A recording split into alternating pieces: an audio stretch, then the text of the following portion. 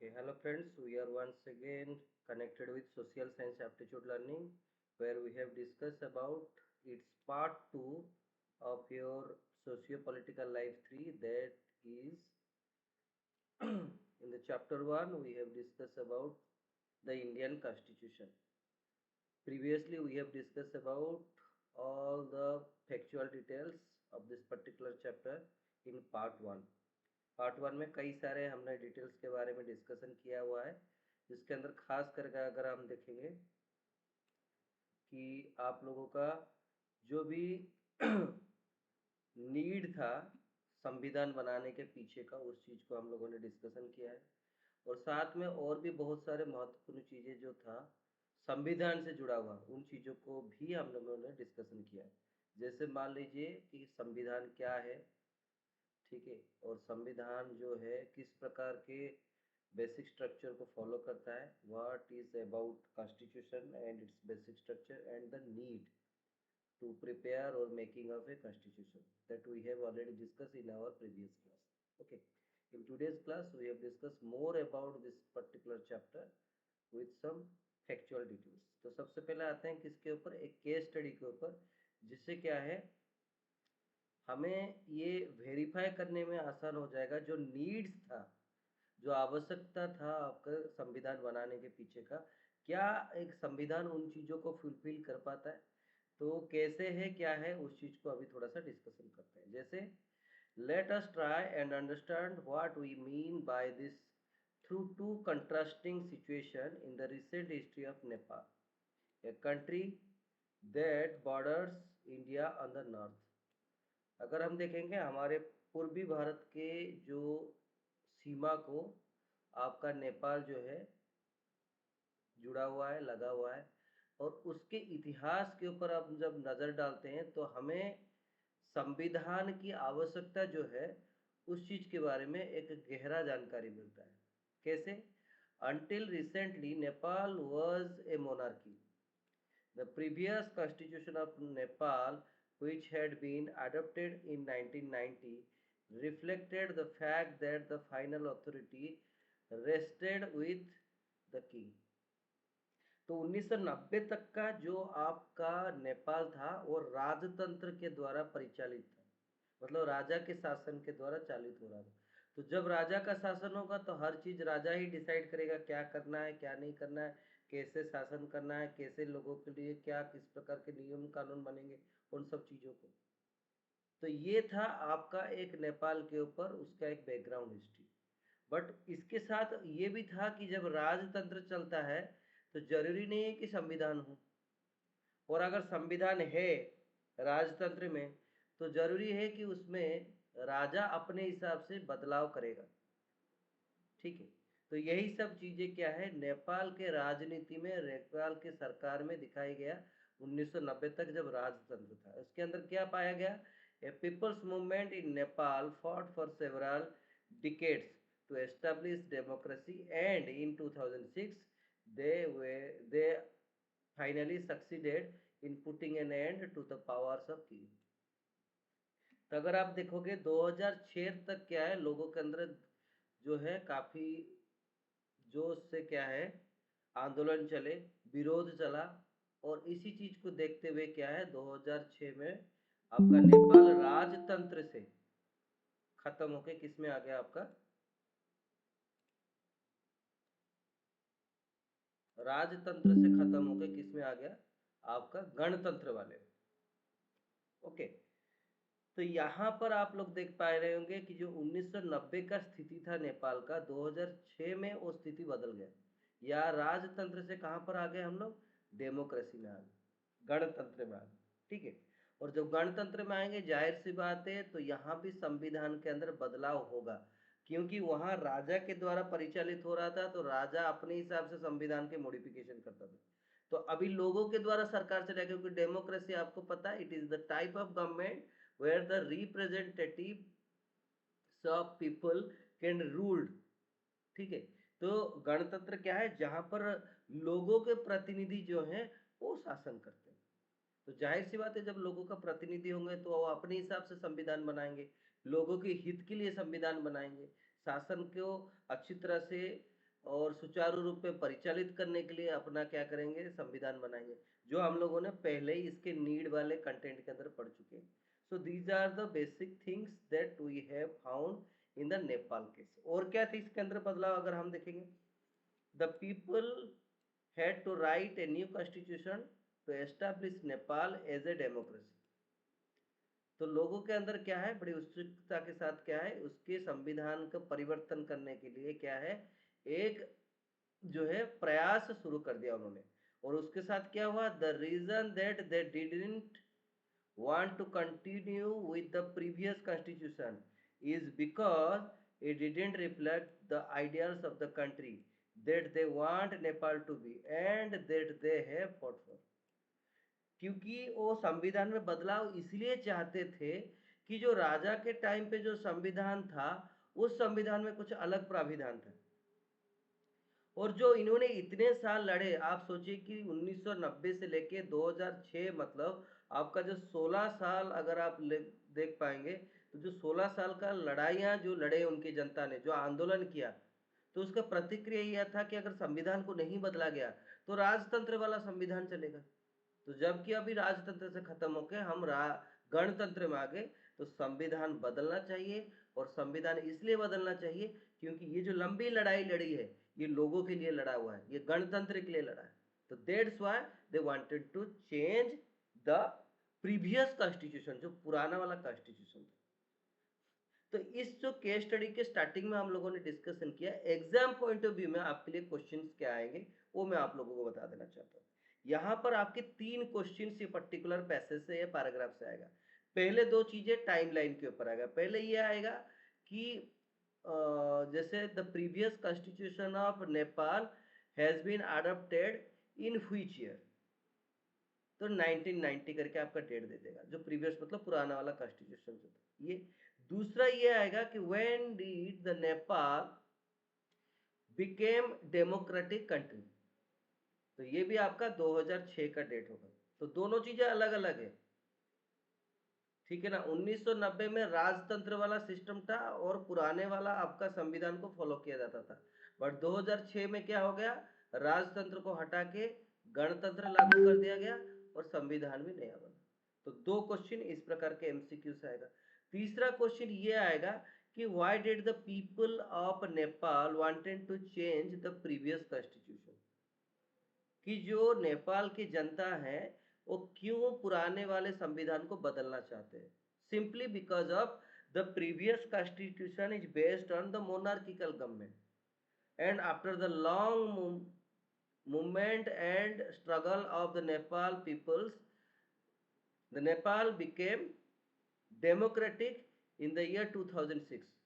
That's why the people wanted to change the previous one so that the democratic model of constitution to be established for the smooth running of administration। ठीक है, तो इस चीज को देखते हुए क्या है, संविधान को बदलने के लिए चाहते। तो these are the 3 important question that can be arise out of this particular paragraph. उम्मीद करता हूं कि यहां तक आप लोगों को समझ में आ गया होगा। आगे और बढ़ते हैं। Nepal, by moving from a monarchy to democratic government, needs to change all its constitutive rules in order to accompany a new society। जो नेपाल के अंदर अगर आप देखोगे, जो गणतंत्र शासन जब आया तो उसके बाद में क्या है, लोगों ने अपने तरफ से बदलाव के हर एक प्रयास को शुरू कर दिया। और साथ में संविधान के अंदर ऐसे बहुत कुछ प्राविधान रखा जो एक समाज को, एक सोसाइटी को बिल्कुल एक बदला हुआ रूप देना चाहेगा। हुआ क्या इससे, this is why the people of Nepal adopted A new constitution for the country in 2015। तो इसी के तहत क्या हुआ, 2015 में आपका नेपाल में डेमोक्रेटिक कॉन्स्टिट्यूशन को लागू कर दिया गया। ये सोचिए 1990 से 2006 तक 16 साल स्ट्रगल किया, 2006 में डेमोक्रेटिक कंट्री बना, बट कॉन्स्टिट्यूशन नहीं बना था, कॉन्स्टिट्यूशन पुराना ही चल रहा था। तो तब उन्होंने उसको बदलने के लिए सोचा और बदलने के लिए उनको कम से कम 9 साल लगे। तो ये एक इंपॉर्टेंट क्वेश्चन यहाँ से बन के आएगा कि how many years has been surpasses for the prepare of the new constitution for Nepal democratic country। 9 साल लग गए, ठीक है। एंड व्हिच ईयर, तो 2015 ये भी आता है। The new constitution of democratic Nepal has been adopted in which year, तो वहां पर आप लोग इसको सिंपली 2015 में लिखिए। तो यहां से हमें पता चला कि these are the important purposes of constitution and to define the nature of country's political system. राजतंत्र एक पॉलिटिकल सिस्टम था, उसमें गणतंत्र में कन्वर्ट हुआ था। This is the another political system जो उसके नीड के अंदर था, हम लोगों ने ऑलरेडी डिस्कशन करा था। तो ये था क्या है, एक केस स्टडी नेपाल के ऊपर, जो इस चीज को दर्शाता है कि क्यों संविधान की आवश्यकता है।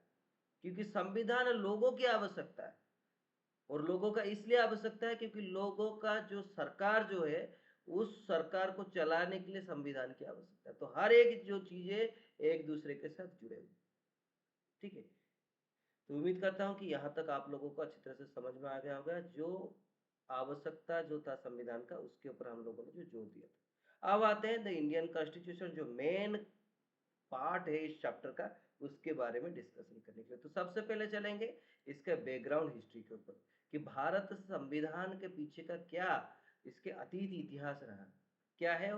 By the beginning of the 20th century, the national Indian national movement had been active in the struggle for independence from British rule for several decades। तो जब 20वीं शताब्दी तक भारत पहुंच गया था, तो उस टाइम पे क्या है, जातीय आंदोलन काफी जोरों शोरों पे चल रहा था, और ये सारे कई सालों से चल रहा था। और इसी दौरान क्या देखा गया कि during the freedom struggle, the nationalist had devoted a great deal of time to imagining and planning what a free India would be like. तो ये जो आपका जातीय आंदोलन चल रहा था, तो उसी समय पे जितने आपके जातीयवादी नेता थे, आंदोलनकारी थे, तो वो काफी जोरों शोरों से इस चीज के ऊपर उन्होंने ध्यान दिया, इस चीज के ऊपर उन्होंने जोर दिया कि भारत अगर भविष्य में स्वाधीन होता है, तो उसको स्वाधीन होने के पीछे किस प्रकार के एक ढांचा या किस प्रकार के एक ऐसे दस्तावेज बनाया जाए, जिससे क्या है, एक अच्छा जो है समाज, अच्छा एक सरकार और अच्छा एक देश बन सके। तो इसी के तहत क्या हुआ ना, under the British they had been force to obey the rules that they had very little role in making. अगर यही ब्रिटिश वाला शासन आगे तक चलता है, और ब्रिटिश शासन जो उस टाइम पे चल रहा था, जिसमें इन भारतीयों का योगदान या रोल जो है बहुत ही कम था, तो ये भारतीयों के अंदर ये दिमाग में था कि अगर भारत भविष्य में अगर स्वाधीन होता है, तो ऐसे कुछ कागजात बनाया जाए, कार्रवाई किया जाए, जिससे क्या है, भारतीयों को ज्यादा से ज्यादा अपना सरकार और भारत के समाज को संगठित करने का मौका मिले। तो इसी सोच के साथ भारत के आंदोलन आगे बढ़ता गया, और भारत के जातीयवादी नेता जो है, इन्होंने भी जोर शोर से आगे अपना काम करते गए। और क्या था, the long experience of authoritarian rule under the colonial state convinced Indians that free India should be a democracy in which everyone should be treated equally and be allowed to participate in government। और ये जो लंबे दिन तक का जो एक व्यक्तिगत शासन, ऑथोरिटियन मतलब जो व्यक्तिगत के रूप में जो शासन करते थे, खास करके जो कॉलोनियल रूल चल रहा था ब्रिटिशर्स का, उसने क्या है, भारतीयों को एक बहुत ही अच्छा सूचना जो है दिया था कि अगर भविष्य में हम लोग आप लोगों को फ्री करेंगे, तो आपका ये देश गणतांत्रिक राष्ट्र बनेगा, और जहां पर क्या है, हर एक नागरिक को एक समान अधिकार मिलेगा, और हर एक नागरिक सरकार बनाने के लिए या सरकार में उनका महत्वपूर्ण भूमिका निभाएगा। तो ये सब सोच विचार भी आपके संविधान के पीछे चल रहा था।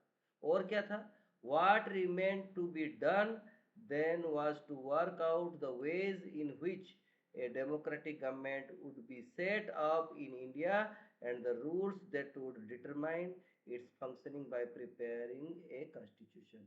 तो इसी के तहत में क्या है, जब गणतांत्रिक राष्ट्र बन जाएगा, सरकार बन जाएगा, तो ऐसे कुछ रूल रेगुलेशन सिद्धांत या प्रिंसिपल को लेके भारत का संविधान बनेगा, जो आने वाले समय में भारत का सरकार और भारत के समाज ये दोनों चीज को प्रभावित करने के साथ एक अच्छा जो है मूल ढांचा दे पाए। तो इसी सोच विचार के साथ क्या है, आपका भारत का जो है अतीत इतिहास जुड़ गया। तो ये था बैकग्राउंड हिस्ट्री जो हम लोगों ने भारत के संविधान के बनने के पीछे का कारण के बारे में जाना। उम्मीद करता हूं कि आप लोगों को अच्छी तरह से समझ में आ गया। आगे और बढ़ते हैं। In 1934, the Indian National Congress made the demand for a constituent assembly.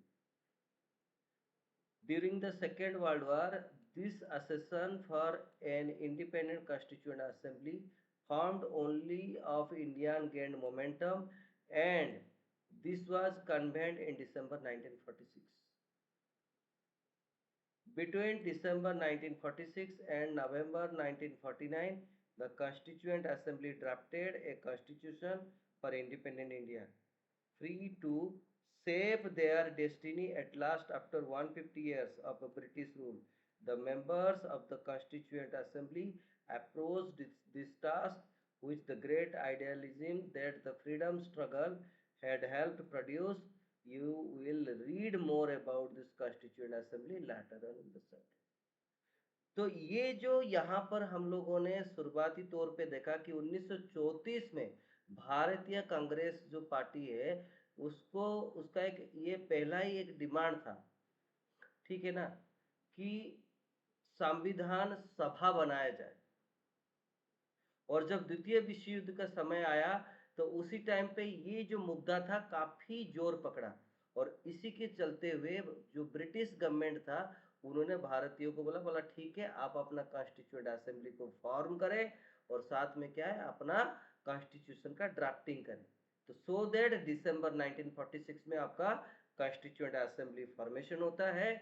और लगभग अगर आप देखोगे 2 साल 11 महीने 18 दिन लगते हैं 1946 से लेके 1949 तक आपका जो संविधान का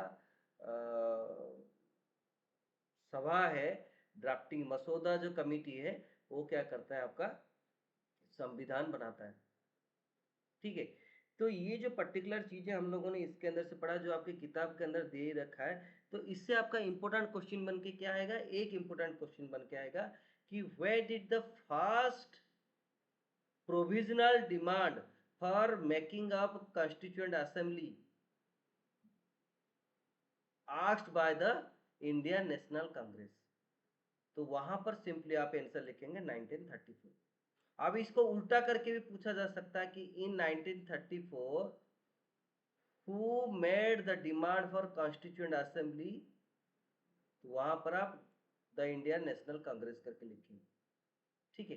तो ये था कुछ बेसिक चक्कर, और ये आप फोटो से देख सकते हैं कि जो आपका पहला जो आपका सभा, ठीक है ना, कॉन्स्टिट्यूएंट असेंबली जो संविधान सभा जो आपका बैठा था, तो उसी का पूरा एक फोटो यहाँ पर दिखाया गया है। तो पहले इसको क्या है, अगर आपके नॉलेज के लिए बता देना चाहता हूं मैं कि जो आपका संविधान सभा जो बैठा 1946 को, तो उसी टाइम पे क्या है अगर आप देखोगे 9 दिसंबर को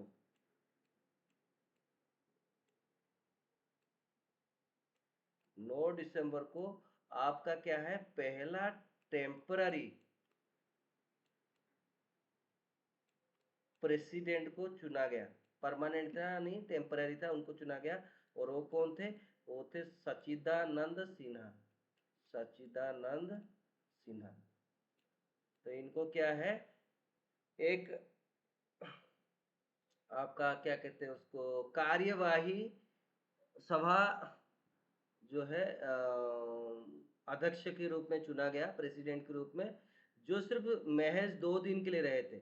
11 दिसंबर को आपकी जानकारी के लिए बता देता हूँ, 11 दिसंबर को आपका जो संविधान सभा था उसका क्या है मतलब सही तरीके से गठन कर दिया गया। और उसके जो पहले आपके प्रेसिडेंट बने, ठीक है ना, अध्यक्ष जो बने वो कौन थे आपके डॉक्टर राजेंद्र प्रसाद। तो यहाँ पर ये एक आपका इंपॉर्टेंट इंफॉर्मेशन था जो आप लोगों को पता होना चाहिए। पहला संविधान सभा आपका बैठा था 9 दिसंबर को, जिसमें सिर्फ आपका क्या है कार्यवाही जो एक अध्यक्ष के रूप में सच्चिदानंद सिन्हा ने काम किया था। बट 2 दिन बाद जब आपका दोबारा ये कॉन्स्टिट्यूएंट असेंबली को रन किया गया, तो उसमें आपका क्या है, राजेंद्र प्रसाद जी को, जो आपके पहले राष्ट्रपति भी रह चुके हैं, उनको प्रेसिडेंट चुना गया, और ये पूरा लास्ट तक आपके प्रेसिडेंट रहे, मतलब 1949 तक ये प्रेसिडेंट रहे, किसके, आपके कॉन्स्टिट्यूएंट असेंबली का। ठीक है, तो ये दो इम्पोर्टेंट इंफॉर्मेशन था जो आपको इसी के साथ कुछ खास जुड़े हुए चीज़ों के बारे में ब्यौरा देता है। उम्मीद करता हूँ कि यहाँ तक आपको समझ में आ गया। अब आगे और बढ़ते हैं। अब आते हैं कि ये जो संविधान बनने वाला प्रक्रिया था, इसके पीछे का कार्रवाई कैसा था। जैसे आप लोग देख पा रहे होंगे कि 1934 में पहली बार डिमांड किया, तो डिमांड करने के बाद जाहिर सी बात है कॉलोनियल रूल चल रहा था, तो जरूरी नहीं कि उस टाइम पे सरकार जो है भारतीयों की बात मान रखा हो। ठीक है, बट भारतीय लोगों को क्या है, सहलाने के लिए या थोड़ा बहुत क्या चुप कराने के लिए उन्होंने उस टाइम पे क्या है, एक गवर्नमेंट ऑफ इंडिया एक्ट 1935 को फॉर्मेशन की। ठीक है, गवर्नमेंट ऑफ इंडिया एक्ट 1935 को फॉर्मेशन किया। क्या था इसके अंदर में प्रोविजन, आप देख सकते हैं, the present Constitution of India has substantially borrowed from the Government of India Act 1935. The Act of 1935 was a substantial improvement from the 1919 Act.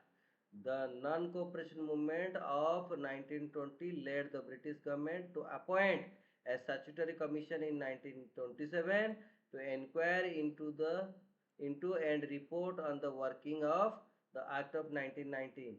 The commission, headed by Sir John Simon, reported in 1930 and was considered by the Round Table Conference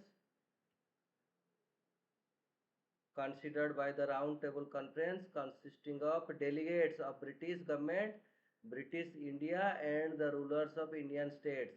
A bill was drafted in accordance with the recommendation of the selected committee with the certain amendments and was enacted as the Government of India in 1930. तो एक लंबा इतिहास इसके साथ जुड़ा हुआ है। जो हमारा डाउट सेशन क्लास रहेगा, उस डाउट सेशन क्लास में मैं इसके पूरा जो बैकग्राउंड हिस्ट्री में ये सब चीजें जुड़ा हुआ है, उस टाइम पे उसको डिस्कशन करूंगा मैं। बट जो मेन इसके अंदर आपके जानने वाला जरूरत वाला चीज है वो आपको इसलिए है कि जो गवर्नमेंट ऑफ इंडियन एक्ट 1935 था, ये आपका संविधान का मूल ढांचे का 80% को कैरी करता है। तो इसके अंदर जो जो भी प्रोविजन था, उन्हीं सारे प्रोविजन को क्या है, आपके संविधान के अंदर ले लिया गया। इसलिए आपका गवर्नमेंट ऑफ इंडिया एक्ट 1935 का जो है बहुत ही ज्यादा महत्व है। अब इसके अंदर आपके फीचर्स क्या क्या थे वो भी थोड़ा सा देखेंगे। जैसे आप यहाँ पर देख पा रहे होंगे कि सबसे पहला फीचर है फेडरल स्कीम। फेडरल स्कीम क्या होता है, संघवाद। संघवाद क्या होता है, there should be more than one level of government, एक स्तर से ज्यादा सरकार होना चाहिए। जैसे भारत के अंदर आप देखोगे हमारे यहाँ 3 टायर गवर्नमेंट चलता है। मतलब अनुमान क्या होता है, जो फेडरल फॉर्म वाला गवर्नमेंट होता है उसमें दो तो मैंडेटरी होते ही होते हैं, मतलब एक सेंट्रल गवर्नमेंट होगा, एक प्रोविंशियल गवर्नमेंट या स्टेट गवर्नमेंट होगा। तो भारत में भी सेम है, एक सेंट्रल गवर्नमेंट है जिसको हम क्या बोलते हैं, यूनियन गवर्नमेंट, और उसके बाद स्टेट गवर्नमेंट है। अब सेम चीज अमेरिका में देख सकते हैं, जो आपका यूएसए है, यूएसए के अंदर सेम ही चीज है, एक सेंट्रल गवर्नमेंट है उनका और बाकी उसका प्रोविंशियल गवर्नमेंट। तो फेडरल गवर्नमेंट उसी प्रकार का होता है। ठीक है, दूसरा आता है प्रोविंशियल ऑटोनॉमी। प्रोविंशियल ऑटोनॉमी मतलब हर एक स्टेट का अपना अपना महत्व होता है और अपना अपना उनका क्या है, निरंकुशता जो होता है वो होता है, ऑटोनॉमी उसको दिया जाता है। अब जैसे मान लीजिए कि उड़ीसा के अंदर या वेस्ट बंगाल के अंदर, बिहार के अंदर, झारखंड के अंदर कोई भी स्टेट है, वहां का सरकार उनके किसानों के लिए किस प्रकार के सुख सुविधाएं लाएगा तो उनका डिसीजन है, उसमें सेंटर का इंटरफेयर नहीं करेगा। अब सेम चीज है कि आपका कोई भी स्टेट है, उस स्टेट के ऊपर आपका सरकार किस प्रकार के टैक्स लगाता है, उससे सेंट्रल गवर्नमेंट का कोई मतलब नहीं। तो इसको क्या बोला जाता है, नॉन इंटरफेरेंस पॉलिसी। ठीक है, नॉन इंटरफेरेंस पॉलिसी मतलब कोई एक दूसरे को क्या है इसके अंदर इंटरफेयर नहीं करेगा। ठीक है, तो इसको बोला जाता है प्रोविंशियल ऑटोनॉमी। दूसरा क्या आता है, डायराची एट द सेंटर। डायराची मतलब डुअल एडमिनिस्ट्रेशन। तो ये डायराची एट द सेंटर को क्या अभी थोड़ा सा चेंज हो गया है, इसको बोला गया है आपका आज के डेट में क्या है, डिस्ट्रीब्यूशन ऑफ पावर। इसको बोला जाता है decentralisation of power. Directly at the centre को आज के डेट में क्या बोला जाता है आपका, डिसेंट्रलाइजेशन ऑफ पावर।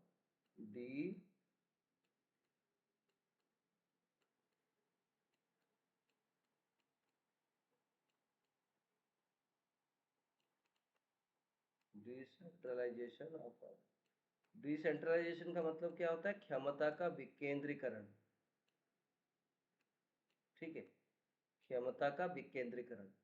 तो जो क्षमता होता है, जो पावर होता है, उसको जब आप डिस्ट्रीब्यूट कर देते हो, शेयर कर देते हो, तो उसी को बोला जाता है आपका डिसेंट्रलाइजेशन। तो डायरेक्टली एट द सेंटर का मतलब वही है, सेंटर के अंदर अलग अलग पोर्टफोलियो, अलग अलग डिपार्टमेंट अपना अपना अलग अलग तरीके से काम करें।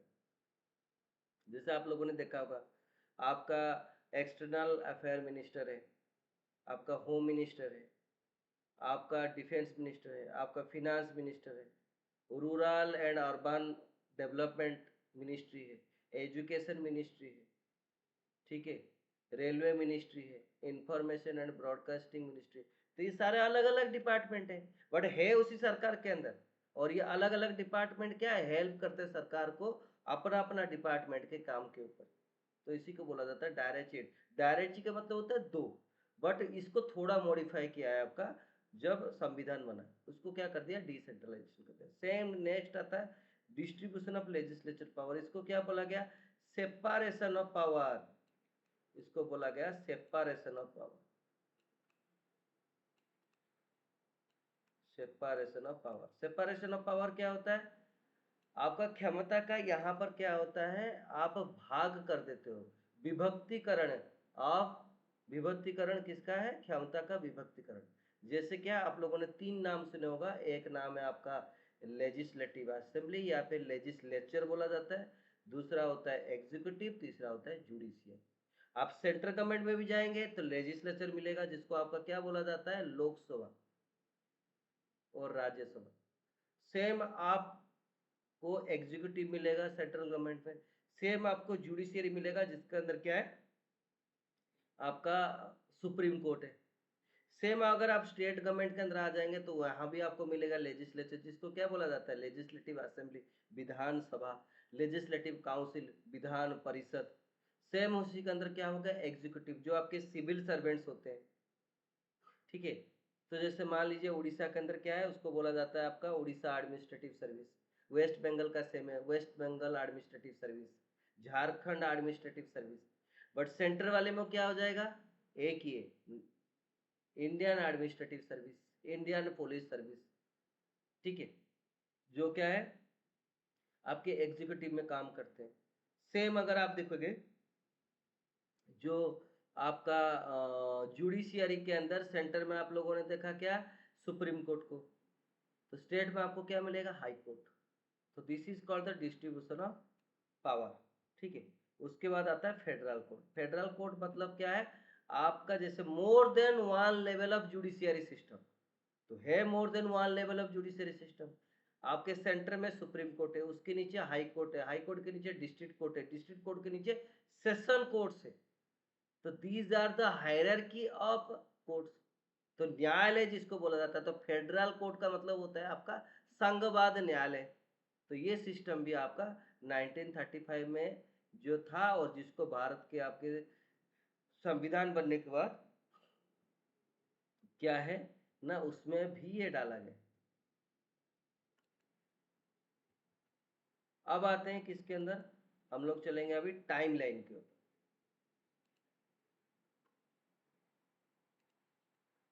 टाइमलाइन के ऊपर क्या है, timeline of formation of constitution of India. क्या क्या इसके अंदर इंपॉर्टेंट टाइमलाइन था, एक था 1 मार्च 47, जब पार्टीशन हुआ। पार्टीशन होने के बाद क्या है, जो सर रेडक्लिफ ने पंजाब और बंगाल को पार्टीशन किया, जिसके अंदर क्या है आपका वेस्ट पंजाब पाकिस्तान में चला गया, और ईस्ट पंजाब आपका भारत के अंदर आ गया, इंडिया में आ गया। सेम चीज आपका ईस्ट बंगाल जो है वो आपका ईस्ट पाकिस्तान में चला गया, जो बाद में जाके आपका बांग्लादेश बन जाता है। और जो वेस्ट बंगाल था वो आपका क्या बन गया, भारत का एक बाद में स्टेट बन गया इंडिया का। ठीक है, तो ये आपका कोर्स ऑफ इवेंट्स है संविधान बनने से पहले, जो जो आपकी कार्रवाई या जो जो उस टाइम पे हिस्टोरिकल सिचुएशंस बने थे उसके बारे में। नेक्स्ट आता है 15 मार्च 1947। हिंदू मुस्लिम के बीच में क्या है, एक प्रकार का रे, रेशियल रियोट्स हो जाता है। ठीक है, और इसी चीज को देखते हुए क्या है, आपका माउंटबेटन जो है पार्टीशन जो है उस चीज को जो है अपना उसके ऊपर कुछ अपना खास राय देते हैं कि जो आपका विभाजन हो रहा है उसके ऊपर खास करके, जैसे जम्मू कश्मीर था उसको विभाजित नहीं किया गया। ठीक है, बाकी जगह पर जैसे आपका पंजाब और बंगाल को कर दिया गया। तो ये क्या था, ये था आपका टाइमलाइन जो संविधान बनने से पहले वाला। और क्या था इसके अंदर देखेंगे, 22 जुलाई 1947 को नेशनल फ्लैग को अडॉप्ट किया गया। ठीक है, जो क्या है बनाने वाले इसका जो फ्लैग का डिजाइन करने वाला कौन था, पिंगाली वेंकैया। ठीक है, पिंगाली वेंकैया जो है ये आपके नेशनल फ्लैग को जो है डिजाइन करते हैं, और बाद में आपका 22 जुलाई 1947 को अडॉप्ट कर दिया जाता है, जो तीनों केसरी रंग, सफेद रंग और हरा रंग, और बीच में आपका अशोका वाला अशोका चक्र।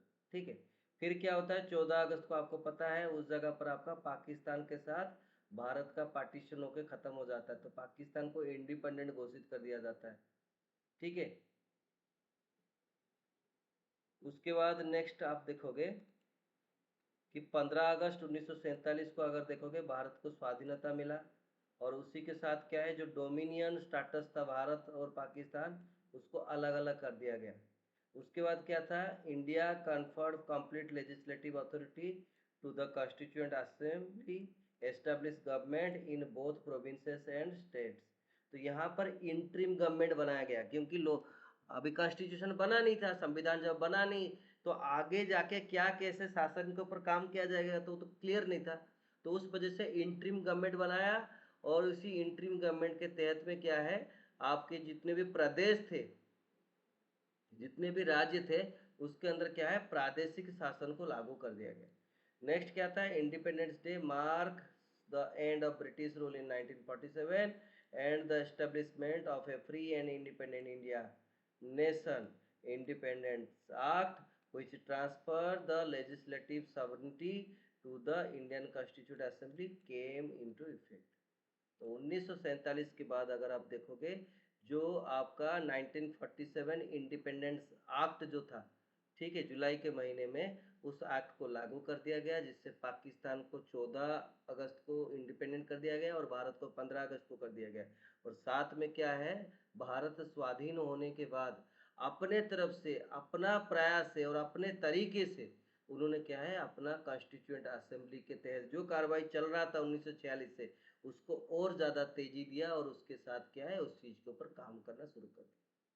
So this is all about the background history of the formation of Constituent Assembly and its work। और भी बहुत सारे इसके साथ जुड़े हुए आपके फैक्ट्स हैं जो आने वाले क्लास में हम लोग डिस्कशन करेंगे। उम्मीद करता हूँ कि यहाँ तक जो आज का क्लास है वो आप लोगों को अच्छी तरह से समझ में आ गया। तो क्लास खत्म होने से पहले एक आप लोगों के लिए मोटिवेशनल कोट है जो सोक्रेटिस के द्वारा दिया हुआ है। क्या है वो, स्ट्रॉन्ग माइंड्स डिस्कस आइडियाज।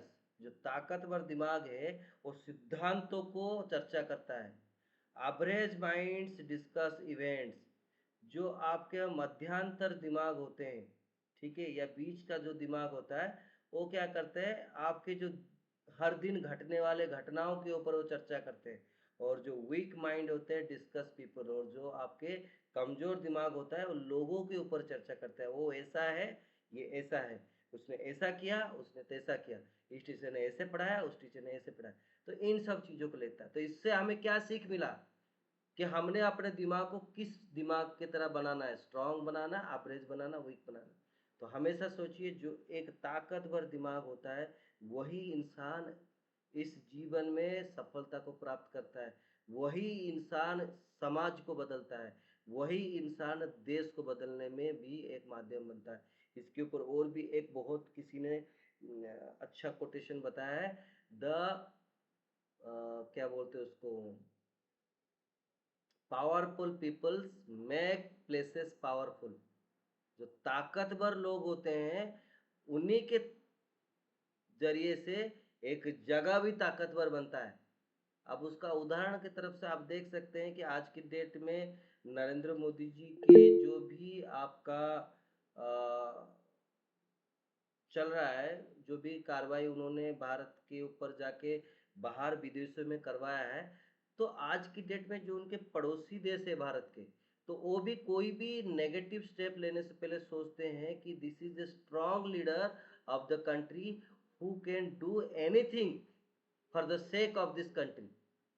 ठीक है, this is not a political scenario, मैं किसी पॉलिटिकल सिनेरियो के ऊपर डिस्कस नहीं करना चाहता, ना राजनीति के ऊपर हमें कोई चर्चा करने की आवश्यकता है, क्योंकि हम लोग शिक्षक हैं, हमारा काम बनता है आपको मूलभूत सिद्धांतों के बारे में चर्चा देना।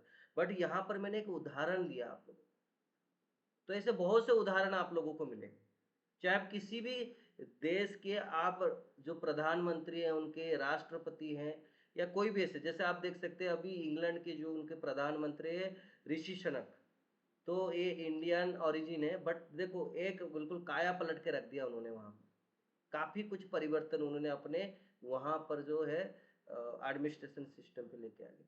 तो हर एक जगह का उसके अंदर ऐसे ही बदलाव देखने के लिए मिल।